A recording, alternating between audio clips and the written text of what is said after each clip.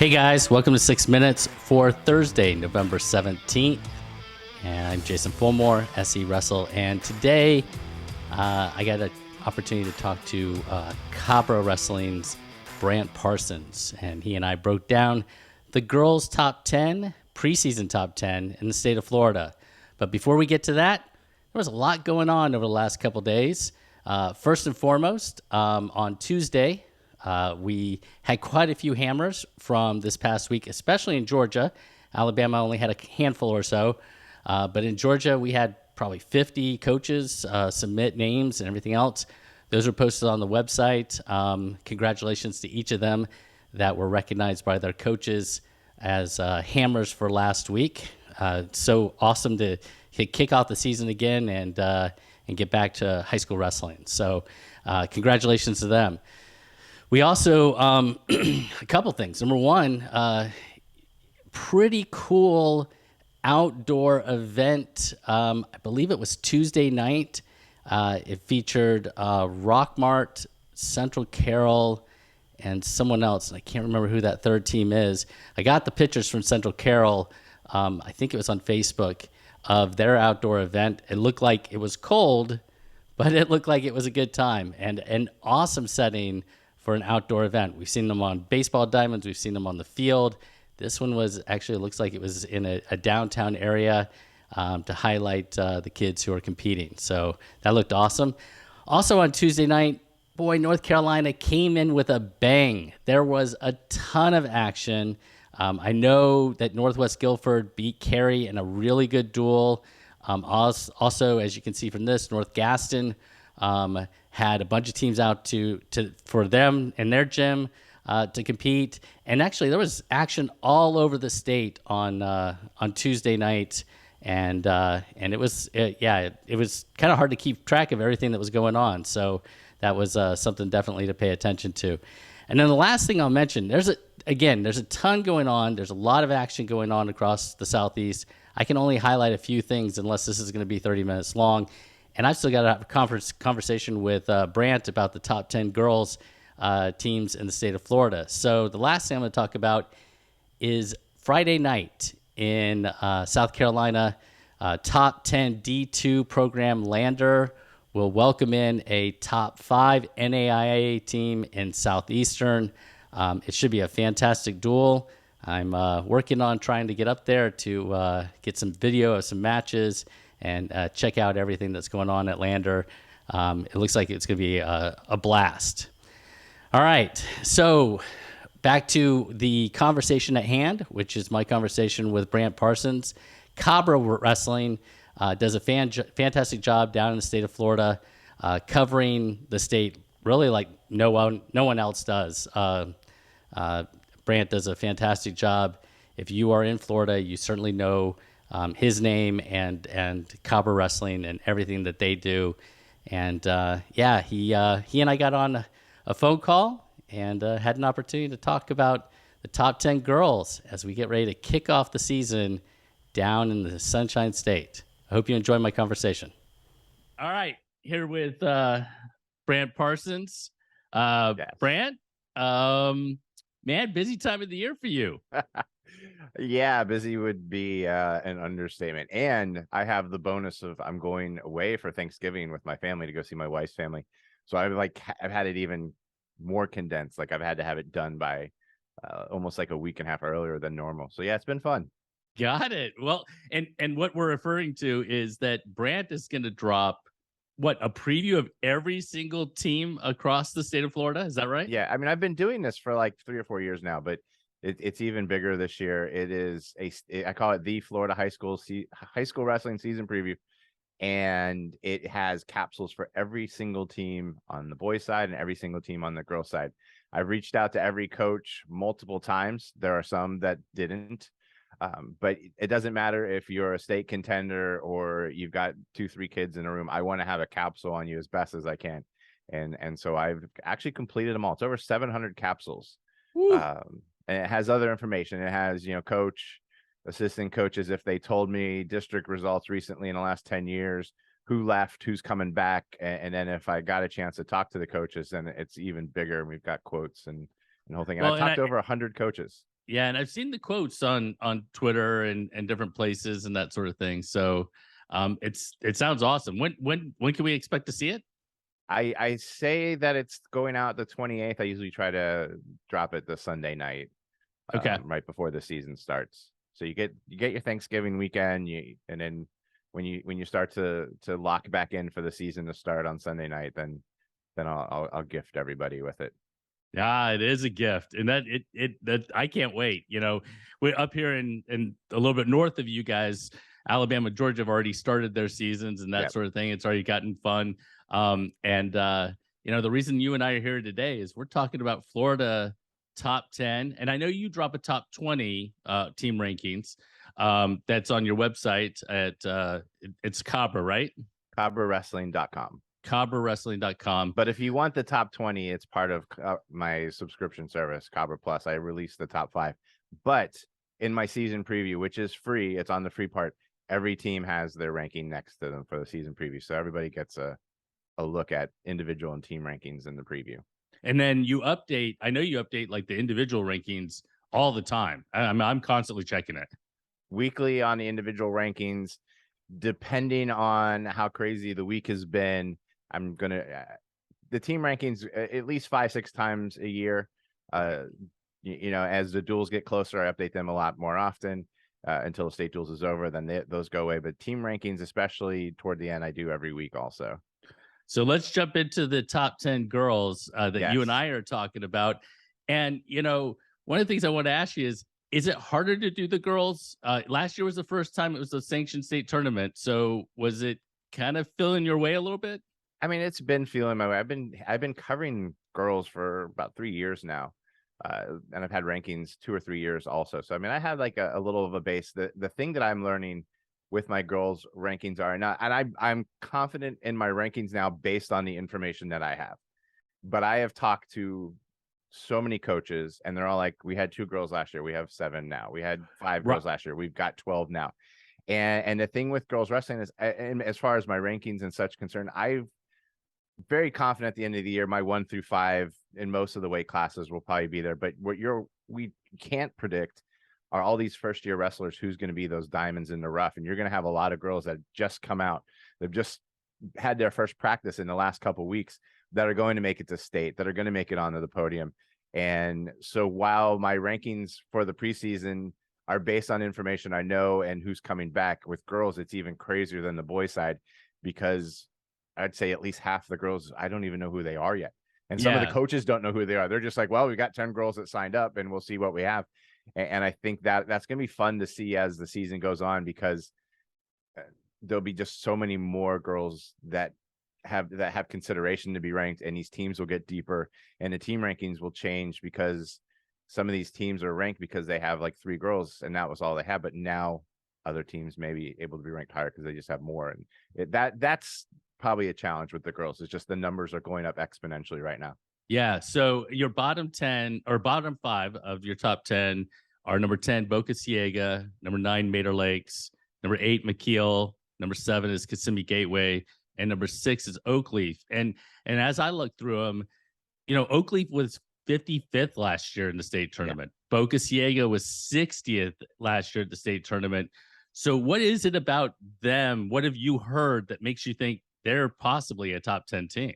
Well, what I should also add that my rankings for the team are based on my rankings going into the season. So just with Boca Ciega, starting with them at number 10, they've got a ton of girls coming in. It's a big room. They've got a number 1 ranked wrestler at 235. They've got another ranked wrestler at 130, and a couple girls that were one more state qualifier and had a region qualifier. So they have just the numbers coming back. And so they score well on that. They had one of their issues with state. They had one girl not make it due to a DQ at regions, and then another girl, I think, missed weight. So, but they're developing a team. As far as Oakleaf, they have a state placer back, a state qualifier back, but they have 2 freshmen that one of them's already ranked number 1 because of her off-season work, Kaylani Barrientos, and Jayla Harrison. I have her ranked number 4 already because of their summer work and who they've beat. So Oakleaf, just with those 4, again, as I told you, going into the season, at least for the girls rankings, if you have 3 or 4 girls, you're going to score high in on my rankings because we don't have a lot of depth that I know about at this point. So just having 4 girls ranked number 8 or higher, that's why Oak Leaf gets there. Propel you up there, right? No doubt. All right, so your number 5 team is North Miami, and if you were at the state tournament last year, you watched the North Miami girls come out, and they competed. I mean, I didn't know who Maya Bethel was last year before the postseason. Yeah, and she was fantastic. Tadesha Mack was a runner-up. They have several girls. That's a tough number 5 team. It is, and they certainly surprise some, and I even looking at their schedule now, we won't see them at a lot of places. I think they're the one team in like the top 20 that's not going to be at Orlando Freedom on December 17th. I don't see them coming up to any events in Orlando. Most of their stuff they wrestle in South Florida, which is fine. We don't get to see them, I guess, to compare them. And so then when they showed up at Kissimmee last year, it was like, hey, look at us. And they've been wrestling at North Miami girls for a while now. It's not like last year was a first year program. Right. But yeah, they probably changed some heads there. It was tough last year just knowing how they were because you had girls that were undefeated or had 1 or 2 losses, but you hadn't seen them wrestle anyone yet. Right. Yeah. As far as the comparison. No comparison. Right. Yeah. Right. But we have some comparison on the girls coming back. I know they have some more girls in the room already for this year. So that's one of those teams where I might be guessing on North Miami most of the year just based on their results. But I know some of the girls that are already there and how good they were compared to the state, and assume they'll be back in that same mix this year. All right. Jumping up to number 4 is Kissimmee Osceola. And, Kissimmee Osceola has had a good program for a long, long time. And obviously Kealoni Vega is nationally ranked and at that level, but to be a top 4 team, you need other people in the room that are going to support Vega. And that's what you see as far as getting them in the number 4 spot? I mean, heading into the year, Kellyanna Mack, she was 5th last year. She's actually ranked number 2 at 125. Kathia Timas, she's a senior. She's ranked number 7. You have Stacy Poole. She's a top 10 ranked wrestler from last year. Those are all state qualifiers. I know they have girls coming in. Rick Tribbett kind of took over the program. As many know, many don't know. Jim Bird, semi-retired, moved to the Panhandle, lived closer to his family. Rick Tribbett took over as AD at Kissimmee Osceola.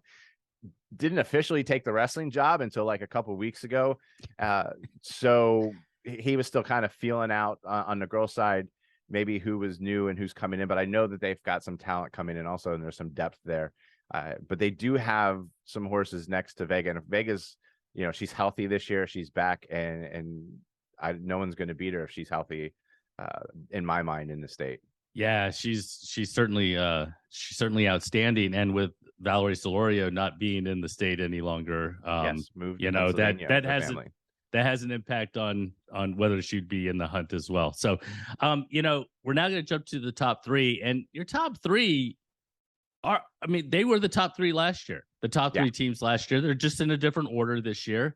Are they, before we get into the actual teams themselves, are they the standard bearers as far as looking around the state over the last several years of really being a team, like an epitome? I mean, not a single individual. These are teams that are stacked from top to bottom. There are programs that could run a dual team. And I think you can include Osceola in that. Maybe North Miami could compete in a girls duel, but the top 3, they could have a girls duels, a dual meet, and it wouldn't be like a forfeit fest. And their boys teams, I've been to boys duels where they only wrestle 7 matches. And these 3 teams have full teams. Yeah. And have for quite some time, which will play. It plays sort of into my rankings because it's hard to tell maybe on 1 or 2 of them who's going to be there because they're so young, and they may not be in the spot they are now at the end, but based on what we know, that's where they are. All right. So number 3 are your defending champs, Orlando Freedom.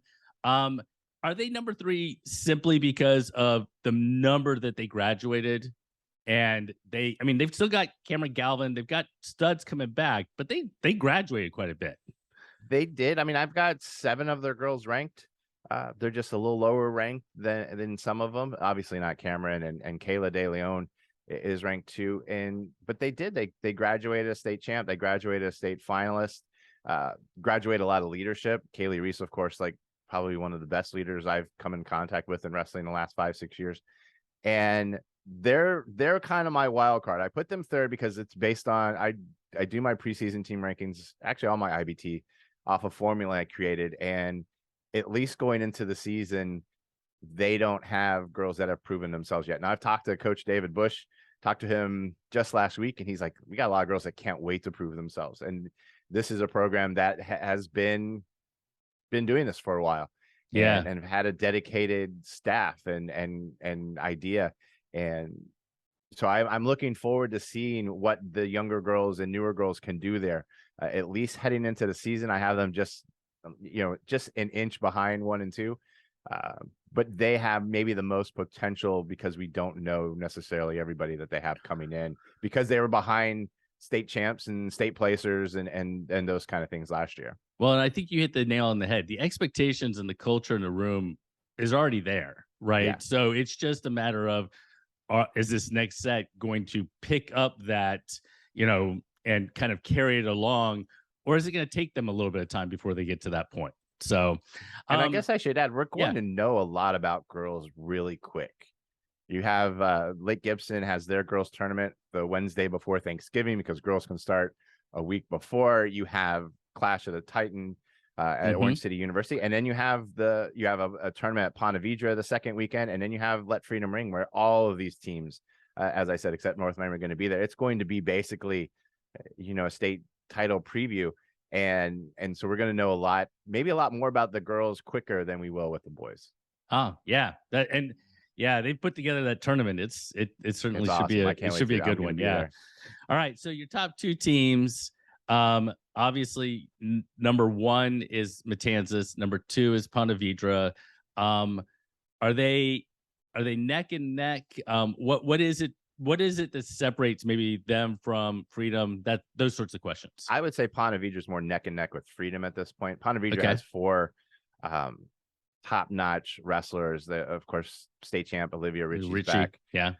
You've got Erin Rizzuto. You've got Natalie, and I'm not going to mess up her name. She's a state placer. She's back. And now I will say Ponte Vedra is one of the few coaches I've not heard back from. So these aren't confirmed, but I have been told that Josie Sagasser is back too. She took the year off last year. I believe she studied abroad in Israel, and I have her ranked 3rd. She's a state placer. If she's healthy in wrestling. I have not been able to confirm that. So potential returning wrestlers for Ponte Vedra. But Matanzas they were loaded, and then they picked up the Bubla sisters, which makes them even more loaded. You have Tiana Fry, she's a state champ. You had Mariah Mills already back. She was a state placer. And then you add Kendall Bibla, who finished 5th. You have Brielle Bibla, who finished 2nd. I'm just looking at it right here. You've got 9 girls ranked in my rankings on this team. So they're proven, and they've got some stars, and they have depth. And that's what kind of separates them from Orlando Freedom to me, is this Orlando Freedom isn't proven to me yet. And the difference between them and Ponte Vedra is they just have more top wrestlers. So your top 10, just to count them down again: Boca Ciega, Mater Lakes is 9, McKeel is 8, Kissimmee Gateway is 7, Oakleaf is 6, 5 is North Miami, 4 is Osceola, 3 is Freedom, 2 is Ponte Vedra, and number 1 is Matanzas. As we wrap this up, what are you most excited about as it relates to the girls and watching this season kind of unfold? I've already said it. It's the numbers. The growth of the sport, and there are so many more teams this year that at least are listed as having teams.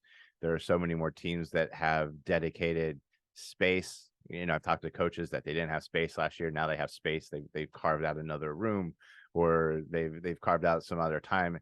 And so these girls are going to wrestle with each other. They're just so many more out. It's the retention, I think, is going to continue. And that's what I'm excited for. I'm excited for Let Freedom Ring and some of those other things, and obviously the state tournament, but just the sheer numbers that we're going to see this year and the growth is exciting. And people have said all along that girls are going to save wrestling, or have saved wrestling. And I don't know that it needed saving here, but it's certainly adding to the popularity of sport by having so many girls want to be part of it and then be successful at it. And it's really fun to watch. Very cool. I agree. So is it a chance that we can kind of get you back on after Let Freedom Ring towards the end of December and kind of talk a little bit about that first part of the year? I can see about penciling you in during that time. I During my 20-hour work days. Yeah, we'll find some time. I know you're busy, so I don't want to put you on the spot. I just wanted to ask. Yeah, no, yeah, absolutely. All right, man. Thanks. Appreciate it. Thank you. See you. Bye.